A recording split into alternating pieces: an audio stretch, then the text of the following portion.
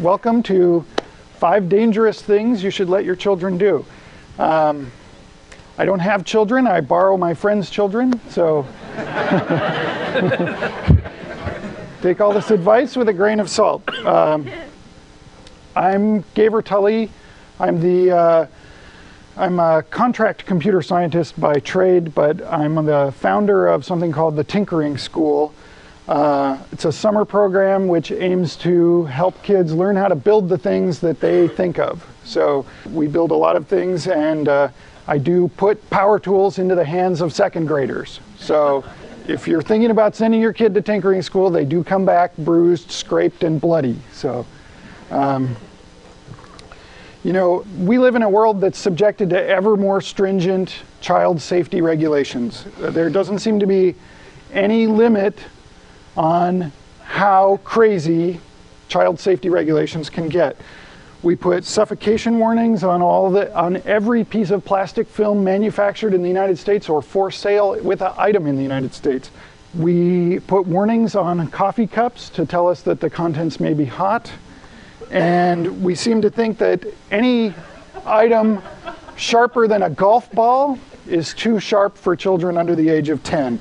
So where does this trend stop? When we round every corner and eliminate every sharp object, every pokey bit in the world, then the first time that kids come in contact with anything sharp or not made out of round plastic, they'll hurt themselves with it. So as the boundaries of what we determine as the safety zone grow ever smaller, we cut off our children from valuable opportunities to learn how to interact with the world around them. And despite all of our best efforts and intentions, kids are always going to figure out how to do the most dangerous thing they can in whatever environment they can. So, despite the provocative title, this presentation is really about safety and about how some simple things that we can do to raise our kids to be creative, confident, and in control of the environment around them. And what I now present to you is an excerpt from a book in progress. The book is called 50 Dangerous Things. This is 5 Dangerous Things. Thing number 1, play with fire. Learning to control one of the most elemental forces in nature is a pivotal moment in any child's personal history. Whether we remember it or not, it's the first time we really get control of one of these mysterious things. These mysteries are only revealed to those who get the opportunity to play with it. So playing with fire, this is like one of the great things we ever discovered, fire. From playing with it, they learn some basic principles about fire, about intake, about combustion, about exhaust. These are the 3 working elements of fire that you have to have a good controlled fire.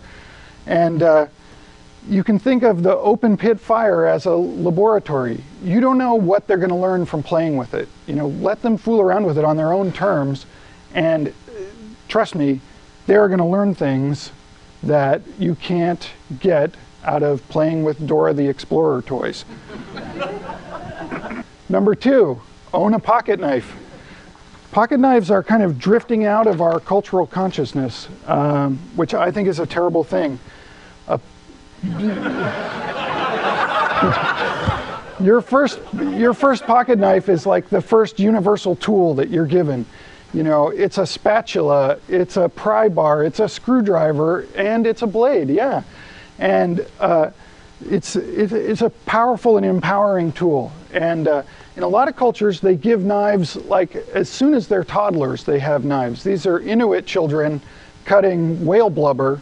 I first saw this in a Canadian Film Board film when I was 10, and it left a lasting impression to see babies playing with knives. And it shows that kids can develop an extended sense of self through a tool at a very young age. You lay down a couple of very simple rules. always cut away from your body, keep the blade sharp, never force it. And these are things kids can understand and practice with. And yeah, they're going to cut themselves. I have some terrible scars in my legs from where I stabbed myself. But, you know, they're young. They heal fast. So. Number 3, throw a spear. It turns out that our brains are actually wired for throwing things. And like muscles, if you don't use parts of your brain, they tend to atrophy over time. But when you exercise them, any given muscle adds strength to the whole system, and that applies to your brain too. So practicing throwing things has been shown to stimulate the frontal and parietal lobes, which have to do with visual acuity, 3D understanding, and structural problem solving. So it helps develop their visualization skills and their predictive ability.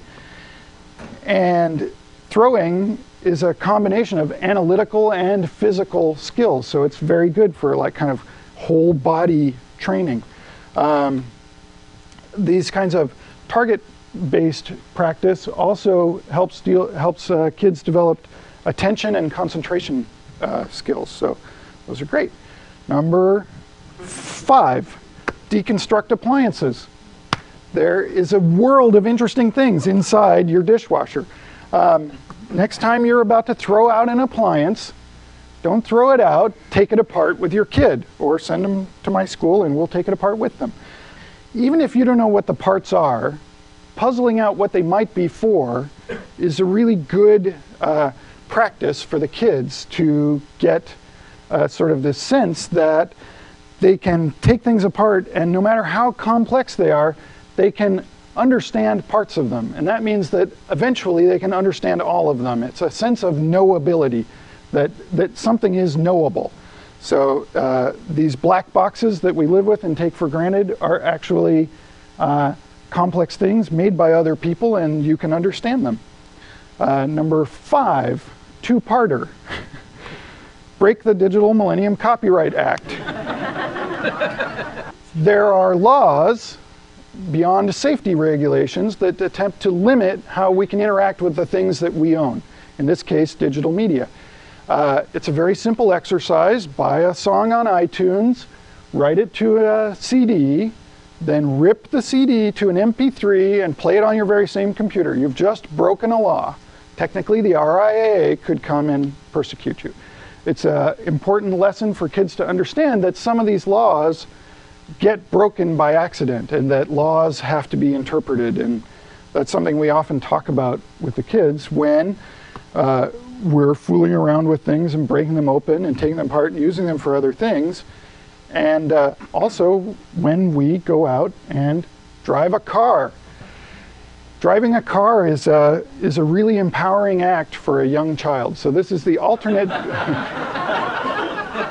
For those of you who aren't comfortable actually breaking the law, you can drive a car with your child. This is a great stage for a kid.